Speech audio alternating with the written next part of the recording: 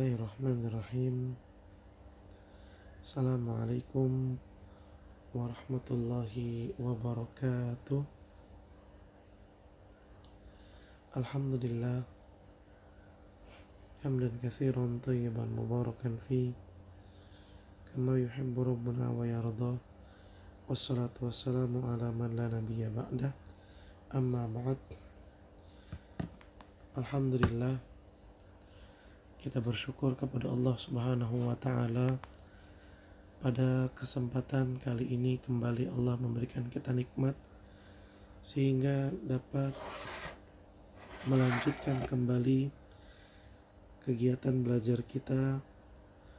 Mudah-mudahan apa yang akan kita pelajari pada kesempatan kali ini bisa mendatangkan manfaat, barokah, tambahan ilmu, dan juga kebaikan untuk kita semua. Serta kita memohon kepada Allah Subhanahu wa ta'ala, semoga Allah Subhanahu wa ta'ala memudahkan kita untuk memahami apa yang akan kita bahas dengan pemahaman yang baik, pemahaman yang akan menjadikan kita semakin mengenal Islam dan menjadikan kita semakin bertakwa kepada Allah Subhanahu wa ta'ala. Salawat dan salam semoga selalu tersampaikan kepada junjungan kita, Nabi kita yang mulia, Nabi Muhammad sallallahu alaihi wasallam, juga kepada keluarganya, kepada para sahabatnya, dan kepada orang-orang yang selalu setia mengikuti jejak sunnah beliau hingga hari kiamat. Allahumma la sahla illa ma ja'altahu sahla wa anta taj'alul hazana idza syi'ta sahla. Rabbi shrah li sadri wa yassir li amri wahlul 'uqdatam min lisani yafqahu qawli. Rabbana zidna ilman warzuqna fahman. Ahibbati fillah, pada pertemuan kemarin kita telah masuk ke dalam bab pertama dari kitab zakat, di mana pada pembelajaran sebelumnya kita telah membahas tentang pengertian, hukum, dan juga macam-macam zakat. Insya Allah pada pertemuan kali ini kita akan masuk ke dalam bab yang kedua, yaitu tentang zakat emas dan perak. Mari kita baca. Penulis mengatakan, Al-Babu Tsani, bab yang kedua, fi zakatiz zahabi wal fiddah, zakat emas dan perak, wa fihi masail. Pada bab yang kedua ini akan ada beberapa permasalahan yang akan dibahas. Al-mas'alatul ula, kata penulis, permasalahan yang pertama, hukmu zakati fihima wa adillatu dzalika, hukum zakat emas dan perak dan dalil untuk hukum tersebut. Hukum zakat emas dan perak beserta dalilnya. Tajibuz zakatu fi dzahabi wal fiddah, zakat emas dan perak itu wajib. Liqauli ta'ala, berdasarkan firman Allah Subhanahu wa ta'ala, walladzina yaknizuna adh-dhahaba wal fiddah wa la yunfikunaha fi sabilillah fabashshirhum bi'adzabin alim. Orang-orang yang menyimpan emas dan perak dan ia tidak menginfakkannya di jalan Allah, tidak mengeluarkan zakatnya, maka sampaikanlah berita gembira kepada mereka berupa azab yang pedih. Dalam ayat ini, surat At-Taubah ayat 34, Allah Subhanahu wa ta'ala mengancam dengan siksaan yang berat bagi orang-orang yang memiliki emas dan perak namun tidak mengeluarkan zakatnya. Wala yutawa'adu bihadhil uqubatu illa ala tarki wajibin. Dan dalam syariat Islam dipahami bahwasannya tidak mungkin ancaman itu ada kecuali pada perbuatan meninggalkan kewajiban. Sekali lagi, hukuman ada hanya ketika meninggalkan kewajiban. Ya.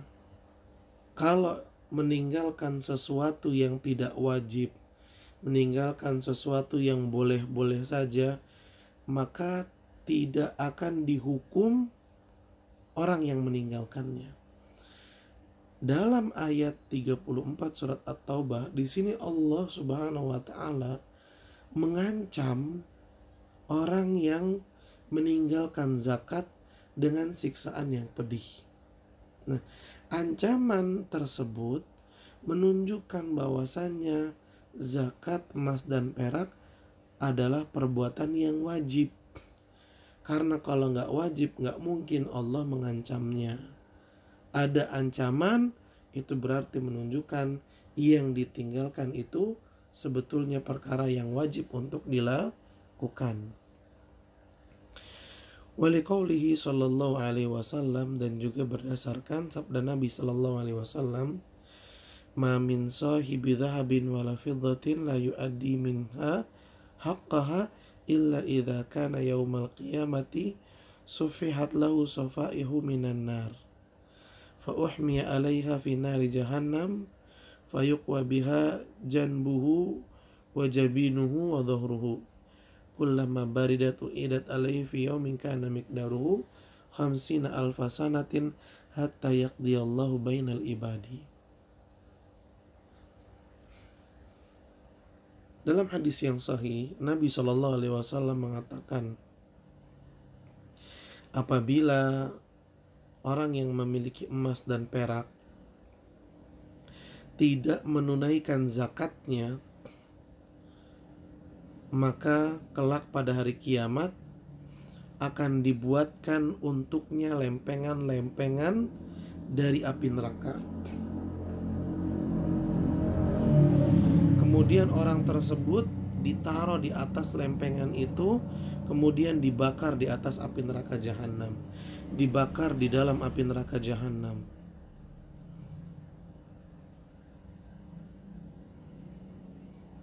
Tidak sampai di situ saja.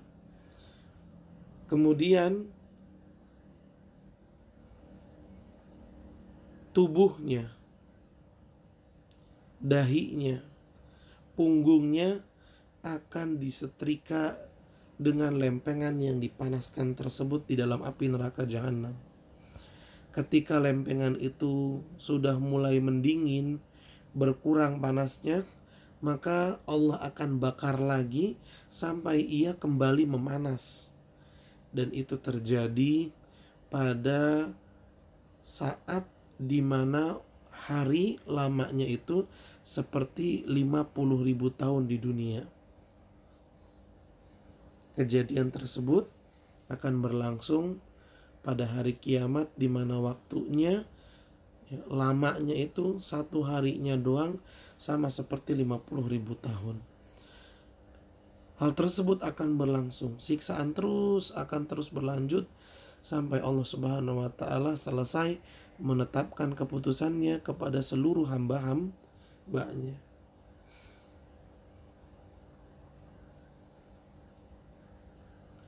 Dalam hadis ini Nabi Shallallahu Alaihi Wasallam menyebutkan hukuman yang berat bagi orang yang meninggalkan zakat emas dan perak.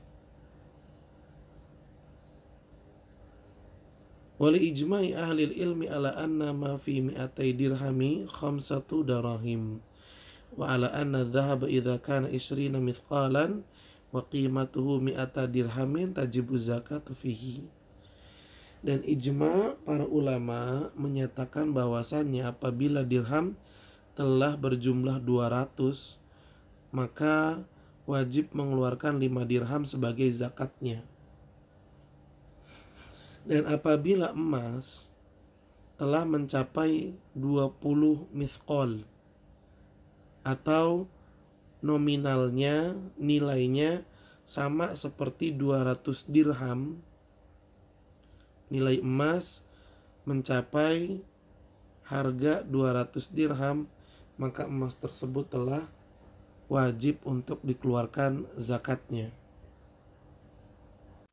20 mithqal itu Jika ditimbang dengan gram, maka jumlahnya 595 gram. Kalau emas sudah mencapai 595 gram, maka di sana ada kewajiban zakatnya, ada kewajiban zakatnya. Mohon maaf, ada kekeliruan. 20 mithqal untuk emas dan perak berbeda. Ya. Kalau 20 mithqal untuk emas itu jika ditimbang dengan gram, maka jumlahnya adalah 85 gram. Jika emas telah sampai 85 gram, maka emas itu telah wajib untuk dikeluarkan zakatnya. Adapun perak, kalau sudah mencapai 595 gram, 595 gram perak, baru di sana ada kewajiban mengeluarkan zakat perak. Nah, dari dalil-dalil yang telah kita sebutkan, dalil Al-Quran surat At-Taubah ayat 34, lalu hadis Nabi SAW, dan juga kesepakatan para ulama, ini semua menunjukkan bahwasannya emas dan perak memiliki kewajiban zakat, wajib untuk dizakati. Taib. Kemudian penulis mengatakan al-mas'alatu tsaniyatu, permasalahan yang kedua, miqdaruha, takarannya. Miqdaruz zakatil wajibati fi dhahabi wal fiddati rub'ul ushur. Takaran zakat yang wajib dikeluarkan dari emas dan perak adalah rub'ul ushur. Artinya 2,5%. 2,5%. Ay fi kulli isrina dinaran minadh dhahabi nisfu dinarin. Maka jika dinar emas telah mencapai 20 keping, di sana ada kewajiban zakat emas sebesar setengah dirham. Setengah dinar. Wa ma zada fa bihisabihi qalla au kathur.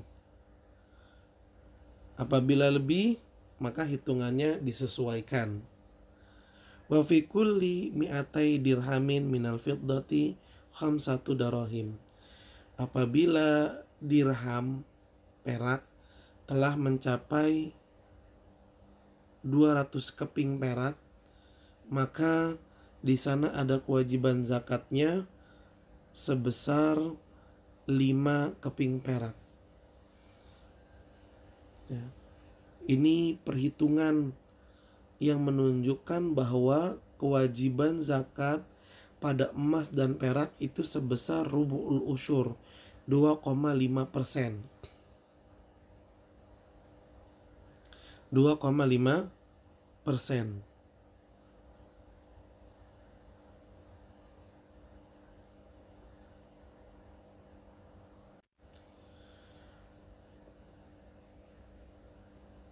Wa ma zada fa bihisabihi. Maka kalau lebih dari 200 keping perak dirham, ya dihitung aja, pokoknya zakatnya itu sebesar 2,5%, atau digampangin menjadi dibagi 40 aja. 2,5% sama dengan 1/40. 1/40. Liqaulihi sallallahu alaihi wasallam fi kitab shadaqah. Hal ini sebagaimana Nabi sallallahu alaihi wasallam jelaskan tentang sedekah. Wa fi riqati kulli mi'atai dirhamin rubu'ul usyur. Wa li hadits wa laysa 'alaika syai'un ya'ni fi dhahabi hatta yakuna laka isruna dinaran. Fa idza kana laka isruna dinaran wa hala 'alaihi al-haulu fa fiha nisfu mithqalin. Artinya, wa fi riqati, pada setiap perak yang berjumlah 200 dirham, maka dikeluarkan 1/40-nya. 1/40. Lalu Nabi SAW juga mengatakan, walaisa alaika syai'un yakni fil dhahab. Tidak ada kewajiban bagimu, yaitu dalam emas, sampai kamu memiliki 20 dinar. Fa idza kana laka isruna dinaran, jika kamu telah memiliki 20 dinar, lalu telah berlalu 1 haul, telah lewat 1 haul, maka terdapat kewajiban zakat pada emas tersebut sebesar 1/2 dinar. Nah, perlu kita pahami 1 dinar itu sama dengan 4,25 gram emas. Jadi kalau 20 dinar itu berarti 85 gram emas.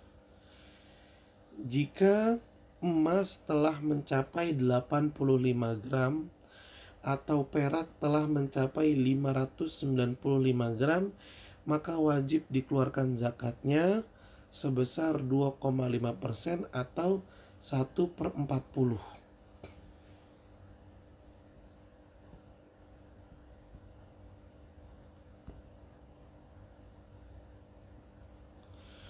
Walamma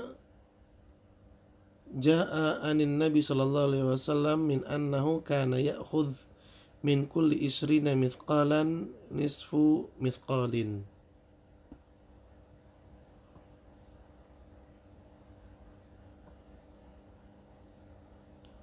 Dan juga ada riwayat yang menyatakan bahwasanya Nabi Shallallahu Alaihi Wasallam mengambil zakat dari 20 keping emas atau 20 dinar sebesar 1/2 dinarnya.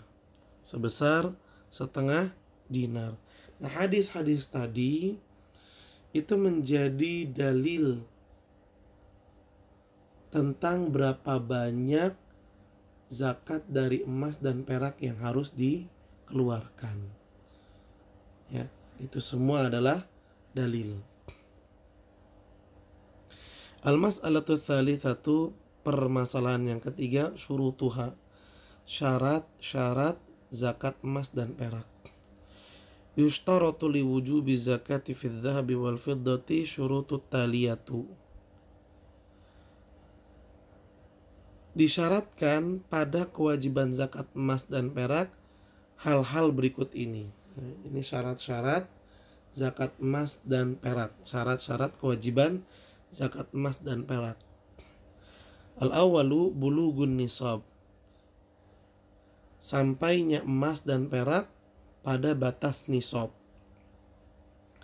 Wa huwa 20 mithqalan min adh-dhahabi. Nisab zakat adalah 20 keping atau 85 gram. Li hadis Ali, hal ini berdasarkan hadis Ali, walaysa 'alaika syai'un ya'ni fi adh-dhahabi hatta yakuna laka 20 dinaran. Hadis yang telah kita sebutkan tadi. Dan tidak ada kewajiban bagimu pada emas sampai kamu memiliki 20 dinar. Jika kamu telah memiliki 20 dinar dan telah lewat 1 kali haul, maka pada emas itu terdapat kewajiban zakat sebesar 1/2 dinar. 1/2 dinar. Wa yusawi bil jramat 85 jraman.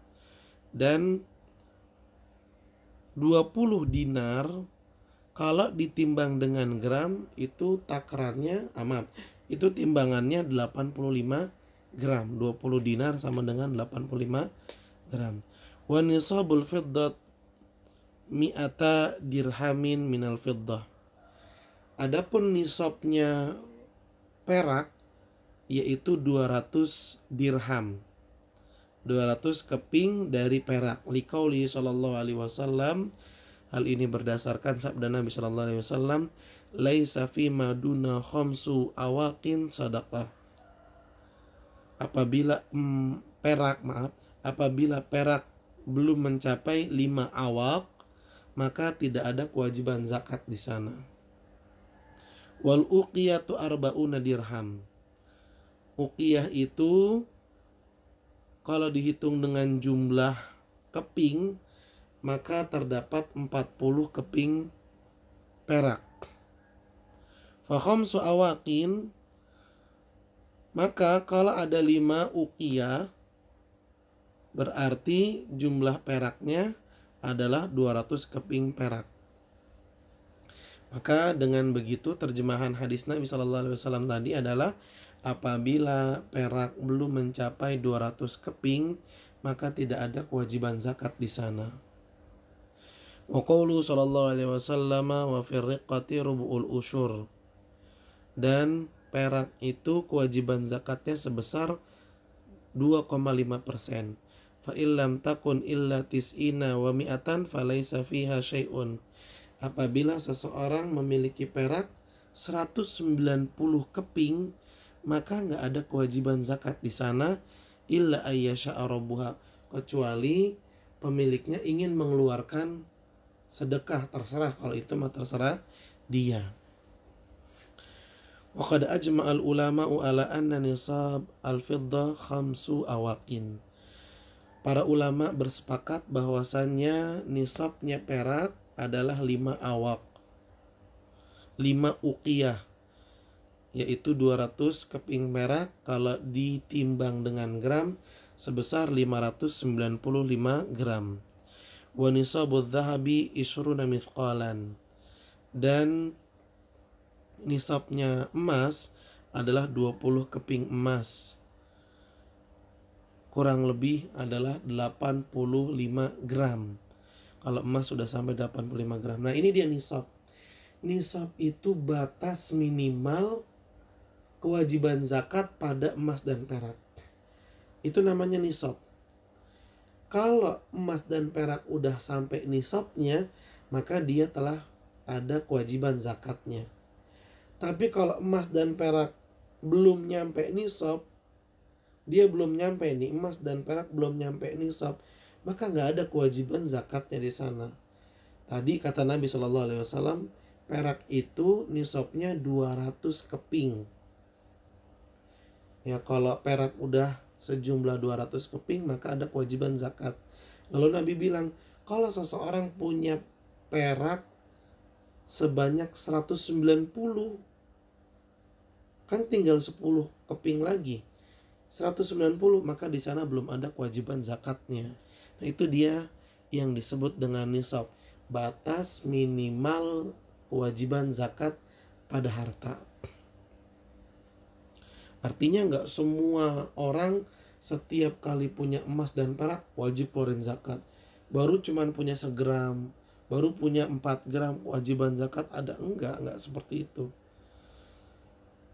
Ketika seseorang punya emas, dilihat dulu berapa beratnya.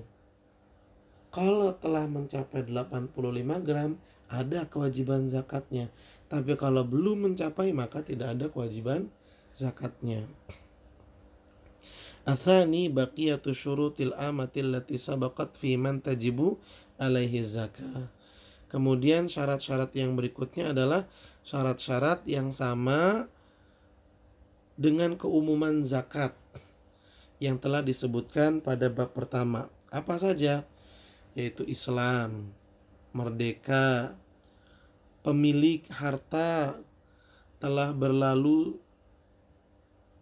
1 haul. 1 haul itu 1 tahun. Ya, ini dia. Jadi syarat wajib zakat emas dan perak itu ada 5. 1, nisab, telah sampai nisab. 2, beragama Islam. 3, berstatus merdeka, yaitu orangnya Islam, statusnya merdeka, bukan budak. 4, orangnya adalah pemilik asli. Jadi emas dan perak itu bukan pinjaman, tapi dia pemilik asli. Dan yang kelima, telah berlalu 1 haul. 1 haul itu berapa lama? 1 haul itu 1 tahun.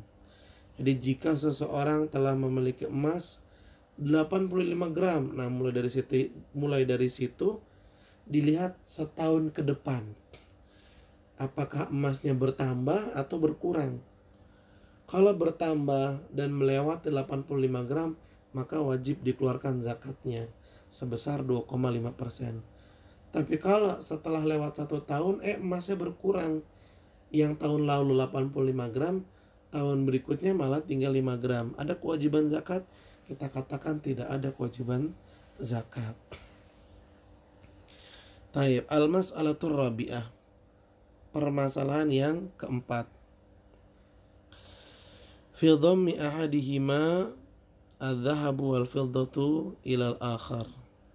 Permasalahan gimana hukumnya kalau emas dan perak digabungkan? Ya, emas dan perak digabungkan.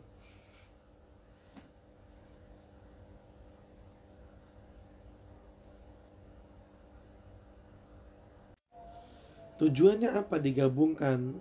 Maksudnya biar sampai ke nisab. Jadi misalnya gini, kan nisabnya perak itu 595 gram. 595 gram. Kalau dirupiahkan 1 gram perak itu 11.000, maka 595 gram perak sama dengan 6.545.000. Ya, 6.545.000. Ada seseorang yang punya perak, tapi jumlahnya itu kalau dihitung-hitung hanya 5 juta. Berarti kan belum nyampe nisab. Karena tadi nisabnya 6.600.000 lah, kita buletin biar mudah. Atau 6.500.000 gitu ya, biar mudah. 6.500.000. Nisabnya perak 6.500.000. Tapi orang ini hanya punya perak yang kalau dihargai hanya ada 6 juta saja. Namun di sisi lain dia punya emas 1 gram. Emas itu 1 gramnya kisaran 950.000 sekarang. Nah, tadi peraknya itu kalau dinominalkan dengan rupiah sejumlah 600.000, tapi di sisi lain dia punya emas 1 gram yang harganya 950.000, kan kalau digabung menjadi 6.950.000. Nah, ini udah mencapai nisab. Karena nisabnya perak tadi 6.500.000 ya, 6.500.000. Sekali lagi gini ya, mohon diperhatikan. Permasalahan keempat yang akan dibahas ini menggabungkan emas dan perak. Supaya apa? Supaya nyampe nisab, kemudian dia keluarkan kewajiban zakatnya. Contoh misalnya, perak.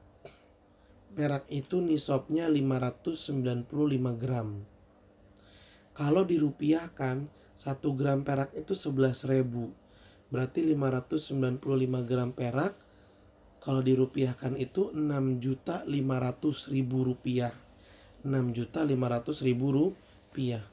Ada orang punya perak kalau dirupiahkan baru 6 juta doang.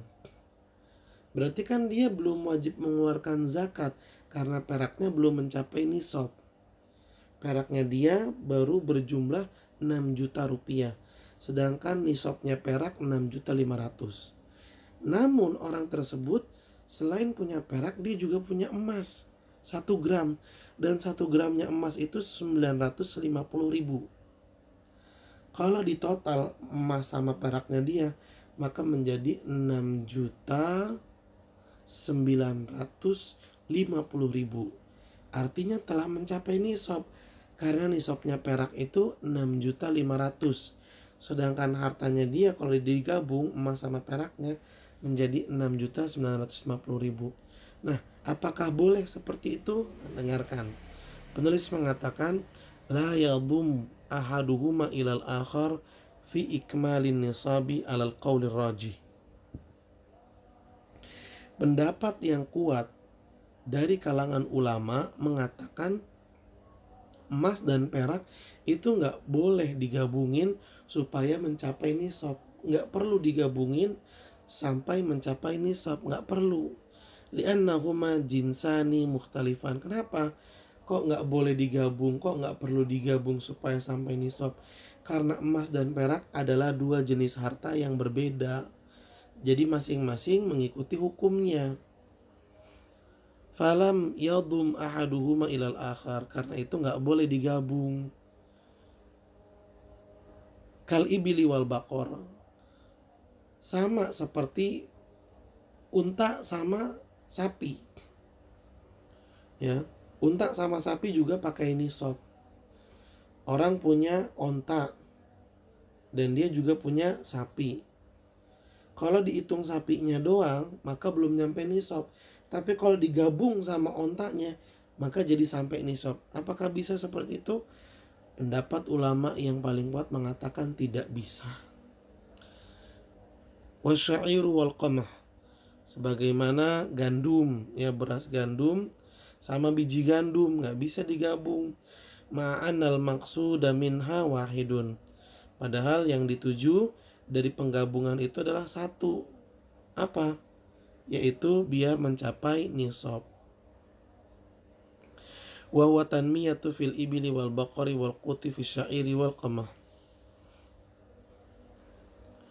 Wa liqauli sallallahu alaihi wasallam, dan berdasarkan sabda Nabi sallallahu alaihi wasallam, walaysa fi maduna khamsu awaqin sadaqah. Kalau perak belum mencapai 200 keping atau belum mencapai 595 gram, maka perak itu tidak ada kewajiban zakatnya. Nabi bilang seperti itu, maka nggak usah digabung-gabungkan dengan emas. Wa yalzamu minal qawli bidhammi ahadihima al-khakhar fi ikmali nisabi wujubi zakati fi aqalli min 5 awaqin minal fiddah. Kalau ada pendapat yang mengatakan bolehnya menggabungkan emas dan perak, berarti pendapat tersebut menyelisih sabda Nabi tadi. Sabda Nabi yang mengatakan kalau perak belum mencapai 5 uqiyah, maka nggak ada kewajiban zakatnya. Begitu kata Nabi. Tapi kalau pendapat ulama mengatakan boleh menggabungkan emas dan perak, maka secara otomatis dia mengatakan kalau perak belum mencapai 5 uqiyah, wajib zakat kalau dibarengi dengan emas. Nah, ini menyelisihi hadis Nabi SAW. Idza kana indahu ma yukmilu bihi min adz-dzahab. Apabila seseorang punya perak tapi belum nyampe nisab, namun dia punya emas yang jika digabungkan dengan perak, maka peraknya menjadi sampai nisab. Nah, ini tidak dibenarkan.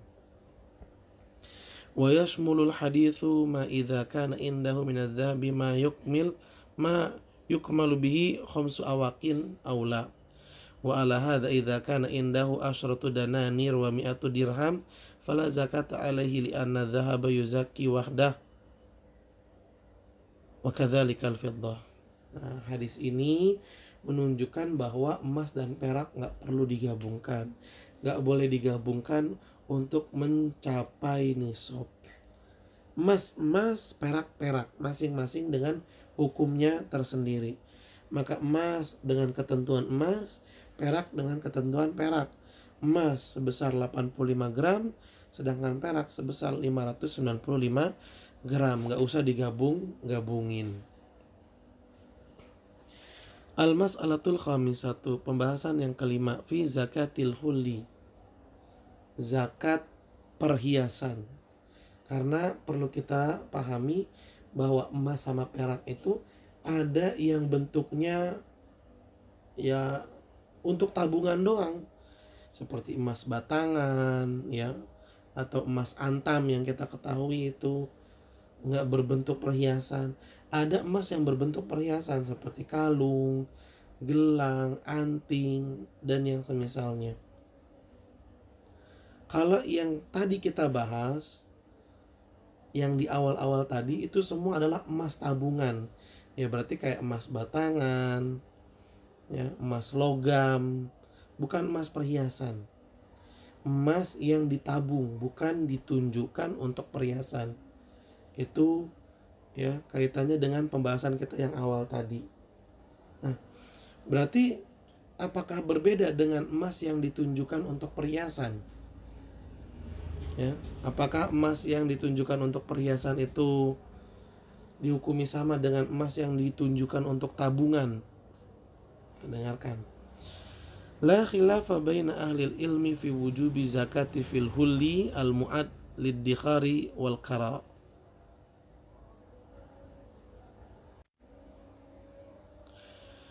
Tidak ada perbedaan pendapat di antara para ulama atas kewajibannya zakat pada perhiasan emas dan perak yang ditunjukkan untuk tabungan atau untuk disewain. Jadi begini, kan tadi kita sebutkan bahwasanya emas dan perak ada dua bentuk.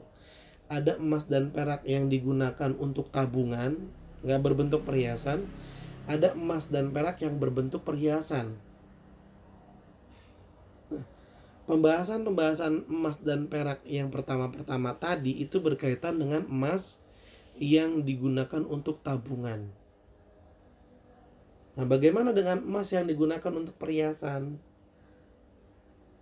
Nah, kalau emas yang bentuknya perhiasan ini tapi ditunjukkan untuk tabungan-tabungan juga, maksudnya tabungan tuh biar dia berkembang begitu loh. Karena emas kalau disimpan semakin lama semakin mahal.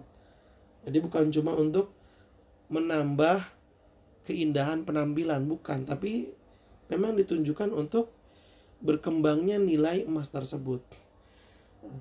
Kalau emas dan perak perhiasan, walaupun dia perhiasan tapi ditunjukkan untuk tabungan, maka tetap ya para ulama bersepakat ini disamakan hukumnya dengan emas tabungan. Artinya kedua-duanya memiliki kewajiban untuk dizakati. Memiliki kewajiban untuk dizakati.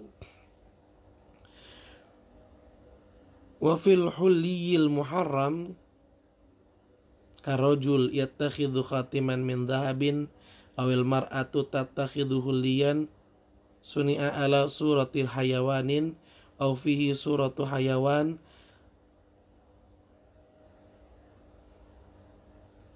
amal hulli al-mu'ad lil isti'malil mubaha wal ariyah fasahihu min qawlai ahlil ilmi wujubu zakat fihi. Nah, kemudian penulis mengatakan emas dan perak yang bentuknya perhiasan namun tujuannya untuk tabungan, walaupun emas yang berbentuk perhiasan ini hukumnya haram ya, seperti laki-laki pakai cincin, pakai kalung, pakai gelang dari emas. Kalau di total semuanya telah mencapai 85 gram. Laki-laki kan nggak boleh pakai emas ya.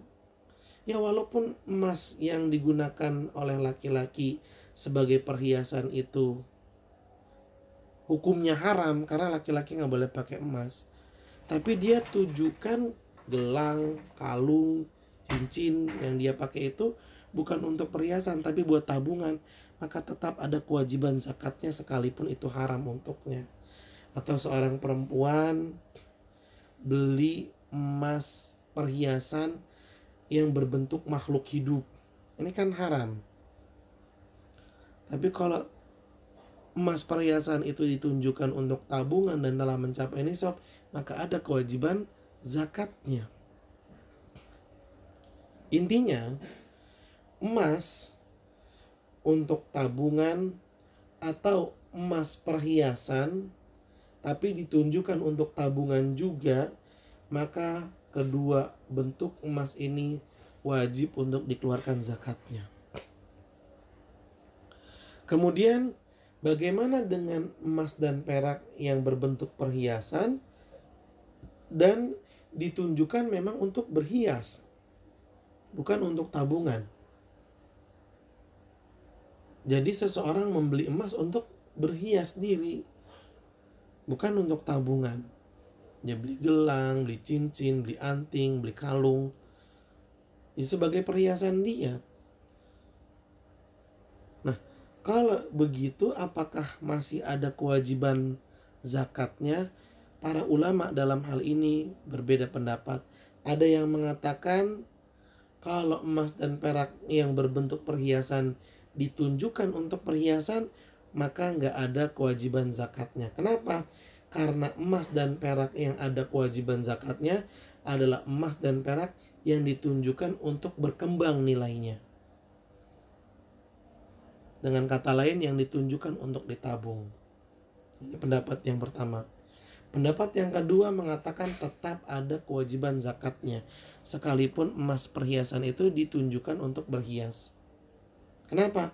Berdasarkan keumuman dalil yang tidak membedakan antara emas perhiasan dengan emas yang bukan perhiasan. Dan ini pendapat yang lebih kuat. Ini pendapat yang lebih kuat. Kenapa? Alasannya adalah yang pertama, umumun nusus al-waridati fi wujubi zakati fi dhahabi wal fiddati wa hadzal umum yashmulul hulli wa ghairah. Kenapa emas dan perak yang berbentuk perhiasan dan ditunjukkan untuk berhias tetap terkena kewajiban zakat? Dan ini pendapat yang lebih kuat. Yang pertama, ya tadi ya, bahwa dalil-dalil yang menunjukkan kewajiban zakat emas dan perak semuanya dalil-dalil yang umum, mencakup semua emas dan perak. Mau emas dan perak itu adalah perhiasan atau bukan, nggak dibedain. Yang kedua, marwahu ahli sunan an Amr bin Shu'aib an abihi an jadihi. Ada riwayat yang dibawakan oleh Amr bin Shu'aib dari bapaknya, dari kakeknya. Disebutkan anna imra'atan atat ila Rasulillahi wa ma'aha ibnatun laha wa fi yadi ibnatihi wa fi yadi ibnatiha maskatan ghalidhatan min dhahabin. Faqala atu'addina zakata hadha? Qalat la. Qala ayasurruka an yusawwirakallahu bihima siwaraini min narin. Fakhala'athuma wa alqathuma ila nabi sallallahu alaihi wasallam. Wa hadzal hadits nasun fil mawdu' wa lahu syahidun fi sahihin wa fi sahihi wa ghairihi.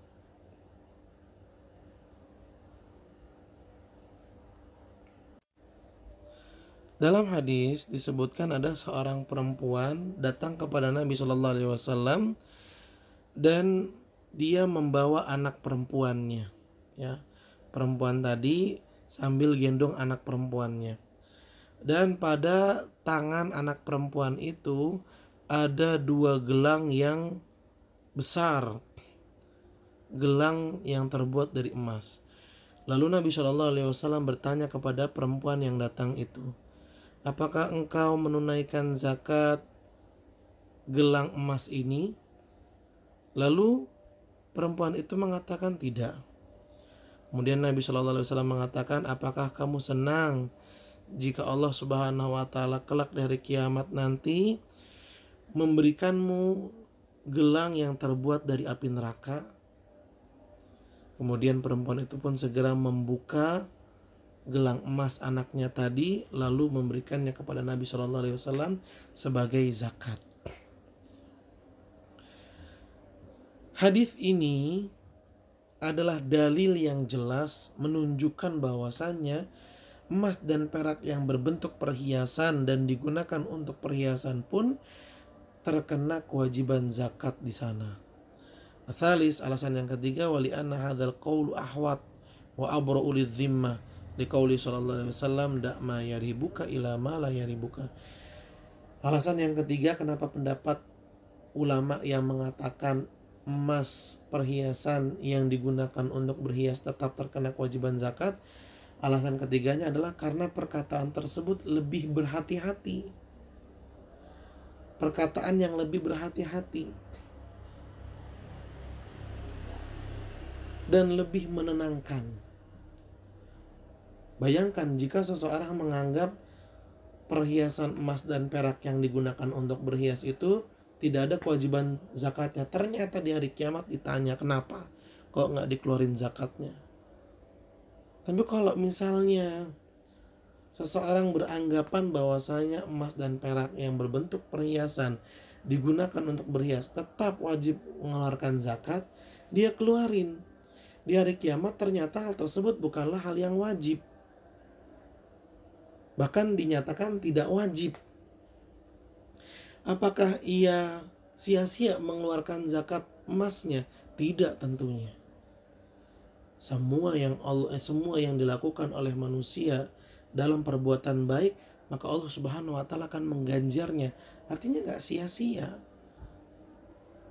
Ya, ini perkataan lebih hati-hati. Dan orang yang mengatakan perhiasan emas dan perak gak ada kewajiban zakatnya, dia ragu pastinya, gak tenang. Dan Nabi SAW mengatakan, "Da'ma yaribuka ila ma la yaribuka." Tinggalkanlah perkara-perkara yang kamu ragu terhadapnya, dan ambillah perkara yang kamu itu yakin. Tinggalin yang meragukan, ambil yang kamu yakini. Baik, selanjutnya al-mas'alatus sadisatu, permasalahan yang keenam. Fi zakati urudi tijarati, zakat perniagaan, zakat perdagangan. Al-urud jam'u ardun wa arad, wa huwa ma a'addahu al-muslimu lit-tijarati min ayyi sinfin kana. Urud adalah kata yang berbentuk jamak di mana mufradnya ard atau ardu. Apa itu ardu atau aradu?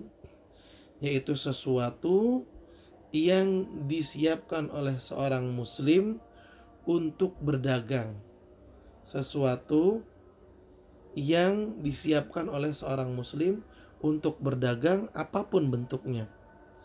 Wa huwa a'ammu amwaliz zakati wa ashmaluha. Dan zakat perdagangan adalah bentuk zakat yang lebih umum jenisnya, karena dia mencakup semua barang, pakaian, elektronik, kendaraan, alat tulis, perabotan, properti, semua yang jika ditunjukkan untuk bisnis, perdagangan, perniagaan, maka ada kewajiban zakatnya di sana. Ada kewajiban zakatnya. Wasumya bidzalika, dan barang dagangan itu disebut dengan urud, dinamakan dengan urud, sesuatu yang dipamerkan, ya, diperlihatkan, ditampakkan. Kenapa barang dagangan kok dinamai dalam bahasa Arab dengan arad? Li'annahu la yastaqir, karena dia nggak netap, keberadaannya nggak terus ada. Bal ya'rid, melainkan dia ditampilkan, thumma yazul, kemudian ada yang beli lalu dibawa sehingga barang itu hilang. Fa inna tajir la yuridu hadhihi sil'ata bi'ainiha. Dan pedagang itu dia tidak menginginkan barang yang dia jual itu, dia nggak pengen itunya, nggak pengen barangnya. Wa inna ma yuridu ribahaha min naqdain. Tapi yang dia inginkan dari barang yang dia jual itu adalah keuntungan dari penjualannya. Ya, orang dagang mobil, tentunya dia bukan pengen sama mobilnya, tapi yang dia pengen adalah keuntungan dari menjual mobil tersebut. Makanya mobil yang dijual itu dalam bahasa Arab disebut dengan arad, karena dia ditampilkan. Arad itu menampilkan terjemahannya, ya. Arad artinya menampilkan. Arad artinya menampilkan. Kenapa barang dagangan kok disebut dengan arad dalam bahasa Arab? Karena memang barang dagangan itu ditampilkan, lalu dibeli sama orang, kemudian pergi. Wa zakatu wajibatun fihi li umumi qaulihi ta'ala. Perdagangan wajib untuk dikeluarkan zakatnya. Hal ini karena berdasarkan keumuman firman Allah Subhanahu wa taala, wa fi amwalihim haqqun lisaili wal mahrum. Dan pada harta mereka ada hak yang wajib dikeluarkan dan diberikan kepada orang-orang yang tidak mampu. Diberikan kepada orang-orang yang membutuhkan. Wa qouli ta'ala, dan juga berdasarkan keumuman firman Allah Subhanahu wa taala, ya ayyuhalladzina amanu anfiqu min thayyibati ma kasabtum. Wahai orang-orang yang beriman, keluarkanlah zakat dari yang baik-baik. Baik-baik apa? Baik-baik dari harta yang kamu telah peroleh. Dengan kata lain, wahai orang beriman, kalau kamu mendapatkan keuntungan, maka ambillah dari keuntungan tersebut sebagian yang kamu gunakan untuk zakat. Keluarkan dari yang kamu dapatkan itu sebagian untuk dizakati. Waliqauli sallallahu alaihi wasallam li Mu'adz bin Jabal radhiyallahu anhu, dan juga berdasarkan sabda Nabi sallallahu alaihi wasallam kepada Mu'adz bin Jabal radhiyallahu anhu, a'limhum annallaha aftarada alaihim shadaqatan fi amwalihim tu'khadhu min aghniyaihim faturaddu ala fuqaraihim. Nabi bersabda, wahai Mu'adz, ajarkan kepada mereka bahwasannya Allah Subhanahu wa taala mewajibkan atas mereka zakat yang diambil dari orang-orang kaya kemudian diberikan kepada orang-orang fakir. Wala syakka anna urudat tijara malun, dan tidak diragukan bahwa harta perdagangan itu termasuk harta, dan harta ada kewajiban zakatnya. Harta ada kewajiban zakatnya.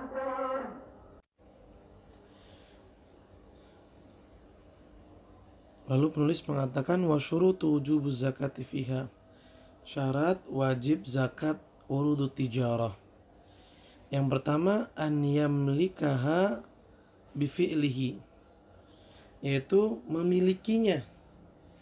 Memiliki barang yang ingin didagangkan. Bisa dengan membelinya atau dia dapat hadiah. Dia dapat hadiah sekian banyak dan semuanya itu pengen dia perdagangkan.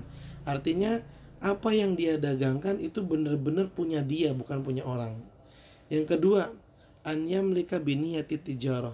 Dia memiliki itu tujuannya untuk diperdagangkan. Ya, misalnya seseorang beli pakaian banyak. Dia beli pakaian itu bukan buat dia pakai, tapi memang tujuannya buat dia dagangkan, ya. Tujuannya buat didagangkan. Ini syarat yang kedua. Syarat yang ketiga adalah mencapai nisab, Islam, merdeka, kemudian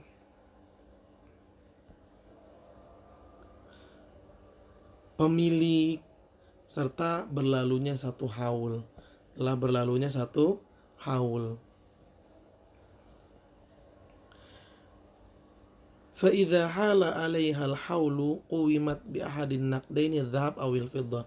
Apabila perdagangan itu telah melewati 1 tahun, hitungannya bukan pakai bulan Masehi ya, tapi hitungannya pakai bulan Hijriyah, pakai tanggalan Hijriyah, tanggalan Islami. Kalau perdagangan itu telah lewat 1 tahun, maka dihitung, ya, aset yang dia punya dihitung semuanya, dan kalau punya utang juga dikurangin. Kemudian dinominalkan dengan nilai emas atau perak. Kalau emas 85 gram, kalau perak 595 gram. Kalau ditotal dengan harga perak tadi jadinya 6.500.000. Tapi kalau pakai harga emas, yang mana emas itu 950.000 kali 85 gram, maka menjadi 80.500.000. Pakai yang mana? pakai emas apa perak? Lebih baik pakai perak, karena kalau pakai emas kadang suka nggak nyampe, akhirnya nggak ngeluarin zakat dan tidak memberikan bantuan kepada fakir miskin. Ingat, semakin kita banyak membantu, bukan berarti malah semakin berkurang harta kita, tidak, tapi justru akan semakin lebih berkah dan banyak kebaikannya. Karena Nabi SAW mengatakan, la yankusu min mali sadaqatun, au kama qala sallallahu alaihi wasallam, yang artinya harta yang dizakatin, yang disedekahin gak bakalan berkurang. Sekali lagi ya, kan kalau pakai emas nominalnya 80.500.000, sedangkan kalau pakai perak 6.500.000. Lebih sedikitan perak untuk mencapai nisabnya. Dan kalau nyampe nisab, segera mengeluarkan zakat. Dengan mengeluarkan zakat berarti telah memberikan bantuan kepada fakir miskin. Kalau hitungannya pakai emas kelamaan dan terlalu jauh, karena 80.500.000. Nah, dihitung aset dia sama utangnya dia. Kalau setelah dijumlah aset sama utangnya ternyata masih mencapai nisab, keluarkan zakatnya. Berapa zakatnya? Cuma 2,5%. Anggap misalnya asetnya dia sama utangnya dia ketika dijumlah ternyata masih ada 7 juta. Karena dia pakai nisabnya perak.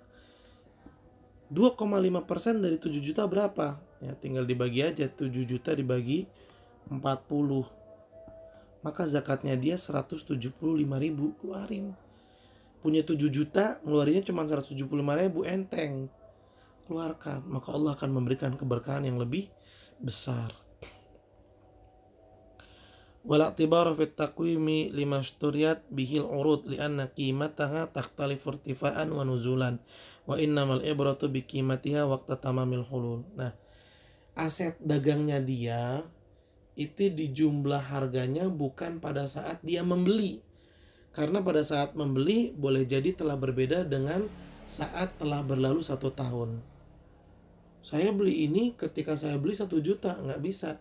Dilihatnya pada saat telah berlalu 1 tahun. Sekarang harganya berapa? Boleh jadi makin mahal, boleh jadi makin murah. Jadi menjumlah aset, menilai harga aset yang dimiliki untuk didagangkan, patokan harganya bukan pada saat dia membeli modal tersebut, tapi patokan harganya pakai saat telah berlalu 1 haul. Seperti itu. Ya, Allahu a'lam bishawab. Dan ini yang bisa kita pelajari pada pembahasan zakat emas dan perak. Mudah-mudahan apa yang telah kita pelajari ini bisa kita pahami dengan baik. Silahkan dicatat dengan rapi agar bisa dimurajaah. Dan jika ada pertanyaan silahkan ditanyakan. Mari kita akhiri pertemuan ini dengan membaca doa kafaratul majlis. Subhanakallahumma wa bihamdika asyhadu an la ilaha illa anta astaghfiruka wa atubu ilaik. Terima kasih banyak atas perhatiannya dan mohon maaf apabila ada kekurangan dan kesalahan. Billahi taufik wal hidayah. Assalamualaikum warahmatullahi wabarakatuh.